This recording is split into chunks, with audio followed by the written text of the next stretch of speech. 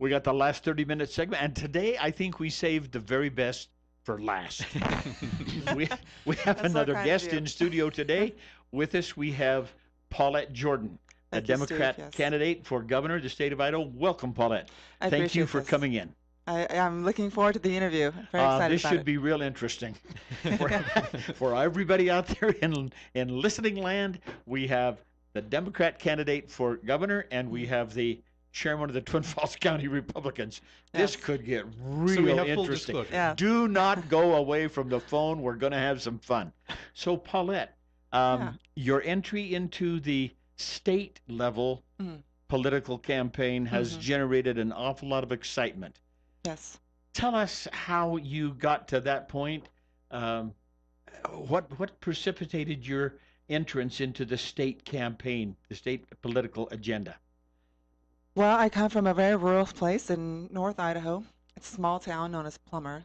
Oftentimes there's less than 1,000 people. There's 1,000 people now, so we kind of fluctuate. Okay.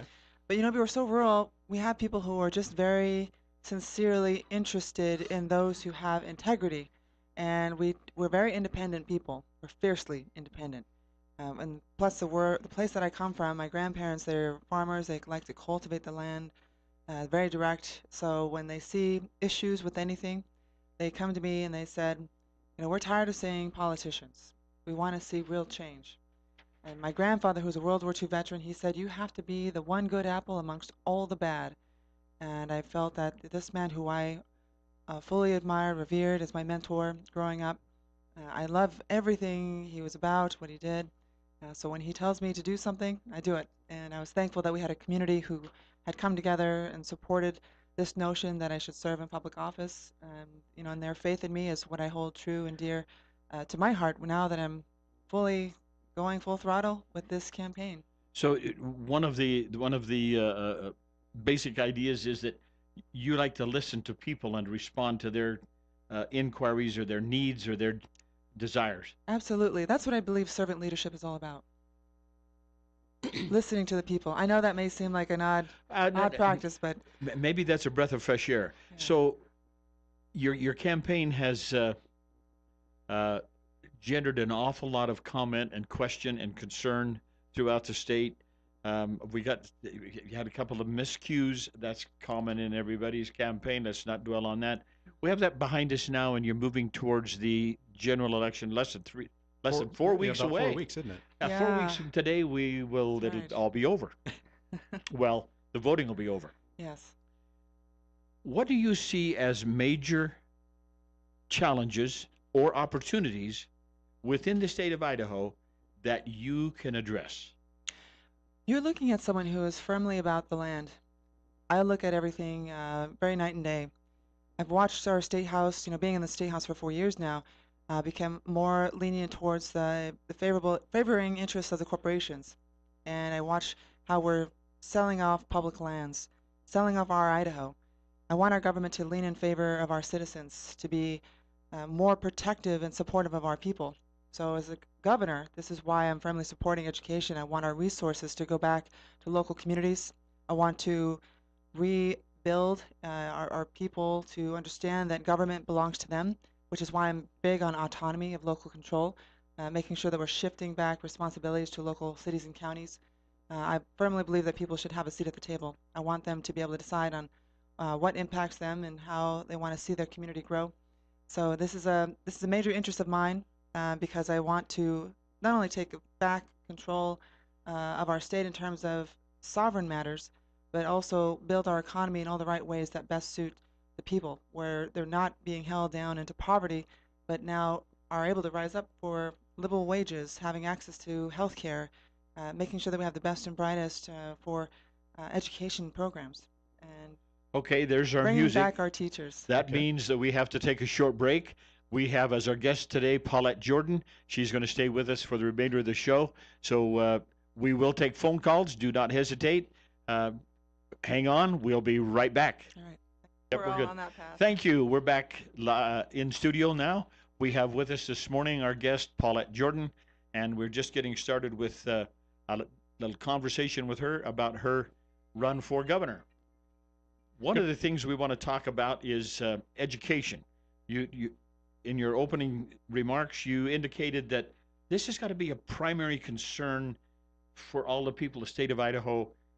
What would you do differently? How would you present your view of education as compared to what we are currently seeing? Well, you're definitely not going to get any politics from me. You're going to get direct responses, actual solutions, and that's what I find that's going to be not only fresh and innovative, but very bold because people are tired of seeing the rhetoric and the the basically the double speak, the way that things have been going. For me, I again from rural Idaho, we're hit very directly, and when we have schools opening without teachers in those classrooms, that's a very hard hit for our kids. I'm a mom of two sons, and every time I go, and been impacted by the rural school district, every time I go to school with my sons, and seeing that they have less and less resources to get by, it's frustrating as a parent because you want to see your kids have everything that they need, resource-wise. You want to see them have good teachers, stay here in Idaho, have again access to everything when it comes to STEM, when it comes to math and sciences, language arts, all the good things that your children need to compete with the broader world. So it's unfortunate, but they're going to see me as governor taking bold actions to ensure that we have all the teachers, which is why one of my first steps is to bring in between 500 to 1,000 new teachers, and then increasing teacher pay. We have to incentivize more of our people to stay here in Idaho and broaden out to the rural school districts. And K through 12 funding, because we have defunded education every year, we keep undercutting the funding programs, the fact that we do need to get into resources. And I know this is a tough conversation for some, but they have to realize that focusing on investing in our children will be investing in our economy. It'll be investing in future jobs. Uh, so, if we're going to increase this investing in our children, that's an investment in education. Absolutely. Would that require a tax increase to Oh, accommodate that no. thing, or We're do you? actually doing tax cuts. You Yeah, don't listen to the lies and the rumor and the rhetoric from so, these. how do we? What are we going to do to balance this? Uh, Stop paying corporations welfare via subsidies and all these tax incentives. How about we stop limit or reducing the wasteful taxpayer resources is what we need to get back to. So for me, I'm about smart investments. But first of all, if we get back to criminal justice reform, people see where all the money is going. It's going into our prison system. Every time we talk about how much we pay per student versus per inmate, we pay over 22,000 per inmate. We per pay year? per year. Yes. And the fact that we have an overgrowing prison population. Half of those people, and more than half, are now there because of low level offenses and drug crimes, meaning that most of those folks are there because of cannabis use. We need to decriminalize cannabis.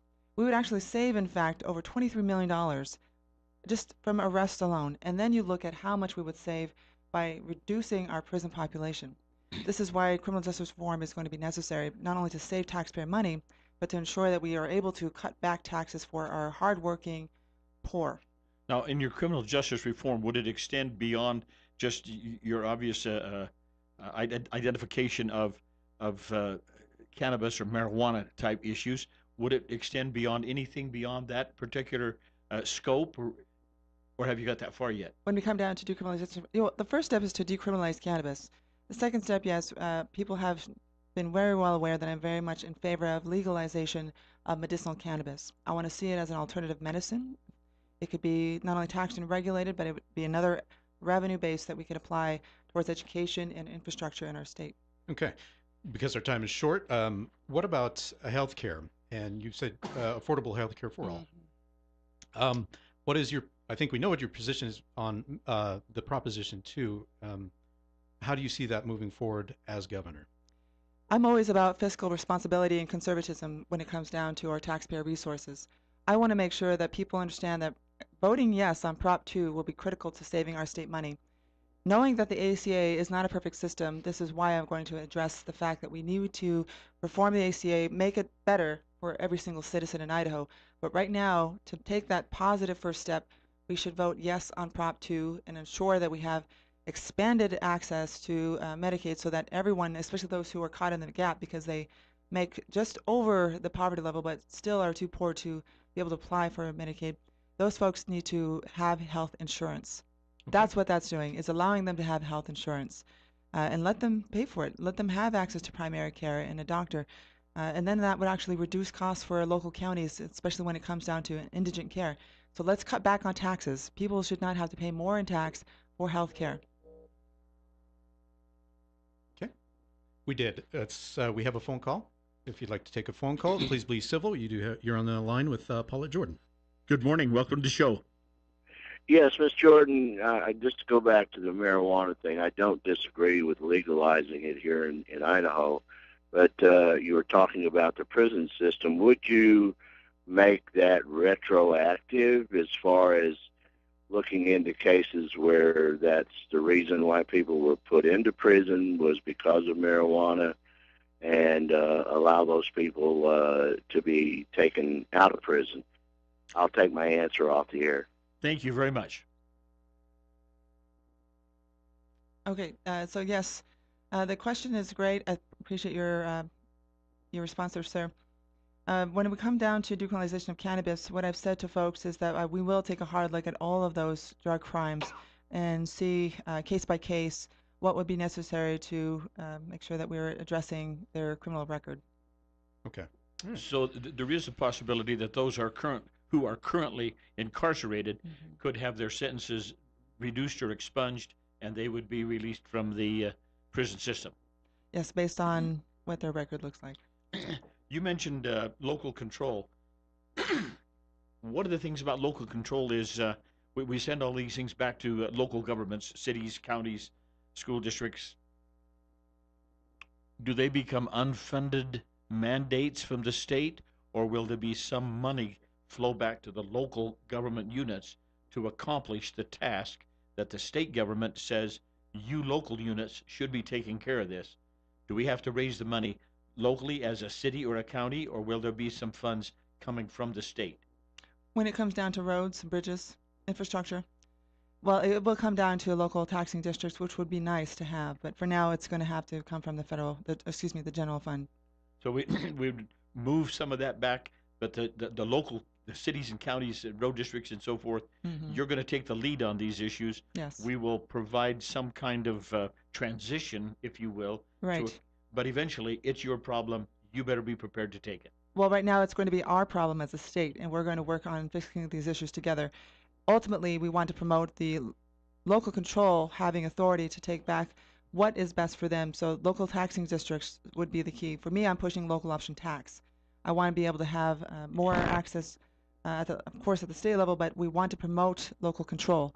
I like to create more of a smaller government mentality, because we should be able to say, let's deregulate our local towns and cities and allow them the ability to maneuver within their own right, their counties, if they want to grow new schools, if they want to expand on their economy, if they want to apply resources towards a necessary road that's a major unit there in their district. They would know better than us. Okay, we've heard lots of conversations through the campaign cycle about gun rights. Tell me, I'll tell you how you take my guns away from me. You will pry them from my cold, dead hands. And you'll probably hear that from a lot of Idaho. And so, what do you mean when you say gun rights? And gun control. Gun control. Oh, I've never said gun control. But, it's funny because I know you say you're a Republican chairman, and that seems to be like the continued ploy of being a Republican, but it belongs to everybody. You can be Democrat, Libertarian, Independent, simply Idahoan, and say that this is my gun right, and I'm actually one of those people. I'm a gun owner. What about my AR-15? You can have your AR-15. My brothers have AR-15. My brothers are veterans. Can my brothers serve too, even if they're not Republican? Can they serve this country? They sure can. Thank you. Thank you. I appreciate that. I'm glad I can own my guns too. So where do we get the keep your hands off my guns as well. Thank you. Yes, ma'am. So there's no confusion, because you said that some reports have been spreading lies. Well, this is politics. Yeah, of course. People want to spread lies, and of course it's because it's politics. There's always going to be the rhetoric, and they want to kind of divide people based off of these heated issues. And I will tell you that being from rural Idaho, I grew up hunting and fishing. All my relatives are gun owners. In fact, some of my uncles are gun shop owners, and one of them is just very big on AR-15s. And my brother, who is a military veteran, he has his own semi-automatic assault rifle. and he will tell you how beautiful that weapon is. But being that that is the case, they're not going to push that in your face. Like me, I'm a gun owner. My sons hunt as well, and we will tell you that we are very respectful gun owners. They're certainly proud of what we have in terms of our culture, but we will not push that on someone else.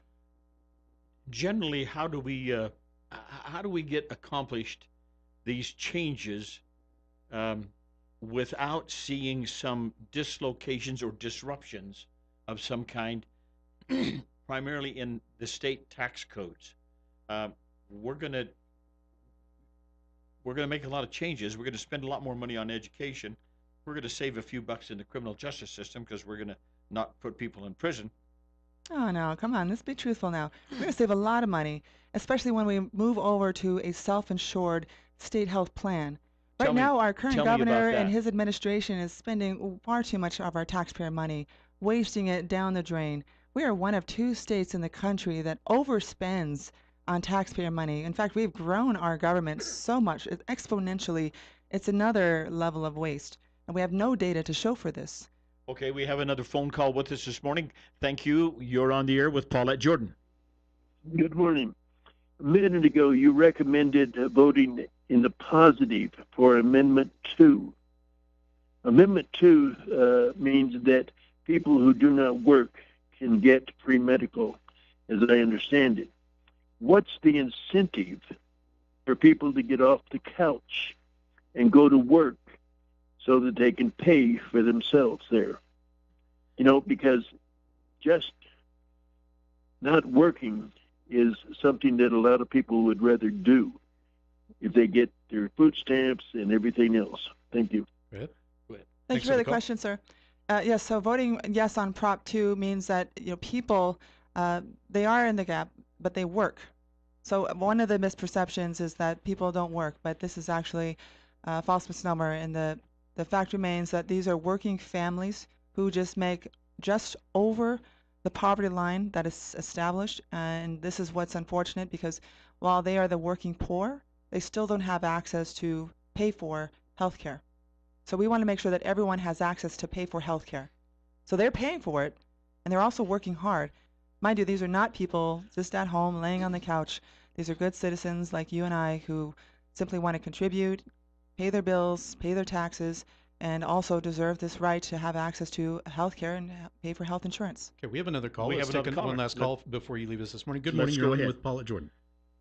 Yes, I'm from Twin Falls. Hello, good morning, Paulette. Hi, good morning. Yes, I was wondering, I actually have two questions. My first question is, what would be your argument against Idaho economically? It seems like Butch and Brad Little have done a tremendous job economically. What would you change if you change anything? That's my first question. I would say thank you for the question. Economically, I guess you could have to ask someone in most parts of Idaho if that's the case. We have too many people working on multiple minimum wage jobs, barely making ends meet. We're subsidizing a lot of people, especially those who work for big box stores like Walmart, which we subsidize.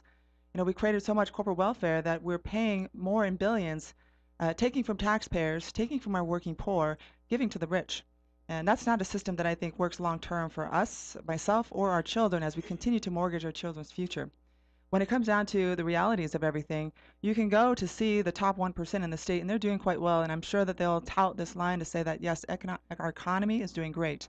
But if you ask every other citizen in Idaho, they will say, you know what? I worked too dang hard working for $7.25 an hour, and 2 to 3 jobs. That takes time away from my children, my family. I'd like to be there more for my kids. I support our families. So we have about a minute left in the show before we take off. We do appreciate the calls this morning. If you'd like give it about 40 seconds for last statements, if you'd like. Before we give her last statement, everybody keep in mind the first of the Idaho governor debates will be October the 15th. It'll be published or publicized, viewed on Idaho Public Television, October the 15th. That is a Monday night, and it's at 8 o'clock on Idaho Public Television. All right, 30 seconds. Go ahead, Paula. Well, thank you for this opportunity, first of all, Steve. And I definitely want to remind people that, as a family woman, I want to get back to traditional values here in our state and promote the fact that we need to balance out our system. It doesn't come back to man or woman, it comes down to who can lead best here in Idaho. And as someone who's come from many generations here in this land, I'm here to protect our public lands, protect our citizens, protect our rights to the best and brightest education, cut taxes for our working families, and ensure that we have a balanced system that's true to everyone.